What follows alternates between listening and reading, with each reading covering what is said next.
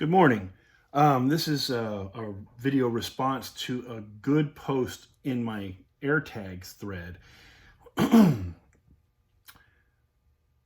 It was suggested that an AirTag could be placed underneath the rear cap of a rotary valve if you 3D printed a new rear cap that would allow for that. But I'm going to show you what I think you need to take into consideration if you do that.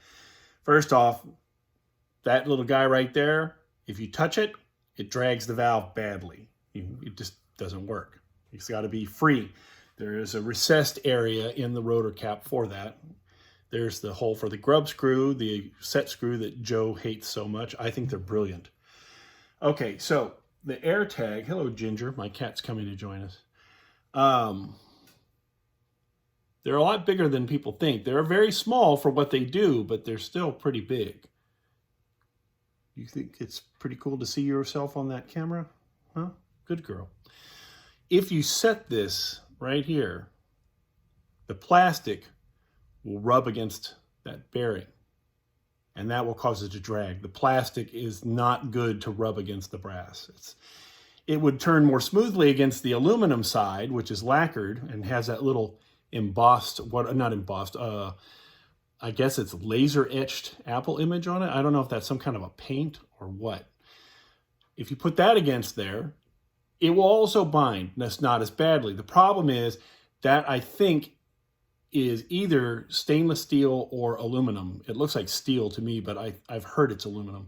Either way, either of those contacting brass for a long period of time and that rotor bearing turning, let me get this in better, I'm having trouble figuring this out. You can see that it turns.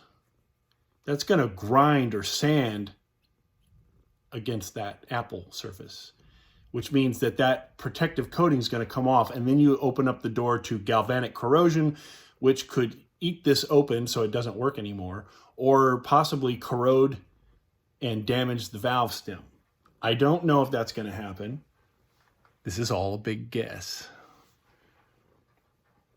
Now, Ginger, are you on my valve cap? Where is it? There it is. Good girl.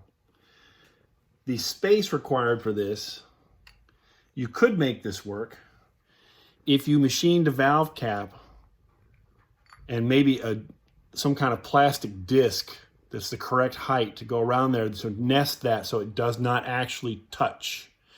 And then the valve cap had another ring or relief or something raised up in here to touch that so that it nested between them. But you can see, even without those there making contact on both sides, this would make this a very long valve cap. With those spacers in there being big enough to make a difference, it seems to me the valve cap would have to sit out about here. That's really large. I don't think that that's something you would want to do, especially if you 3D print in plastic, because it would have to be very thin because the valves are close together. If you make it thick enough so that the threads don't crack over time, they're going to be touching the next valve over. So even if you just do this with one, it will stick out so much from the other ones, it'll be obvious that there's something up with that. And for those of you who are the aficionados of heavy weighted or skeletonized things, I don't think that's going to make any difference, but it would be like adding a monster weight if you did this in metal. The same thing. So you might end up with one valve that does something different from the others. I don't know if I put any stock in that or not, but anyway, those are my ideas on this. You could do that. It will fit in the cap, but you can see that it's a great deal more thick than I think you're accounting for. Once again, with no relief, with contact being made on both sides, it's that thick. So I don't think that would be all that good of an idea.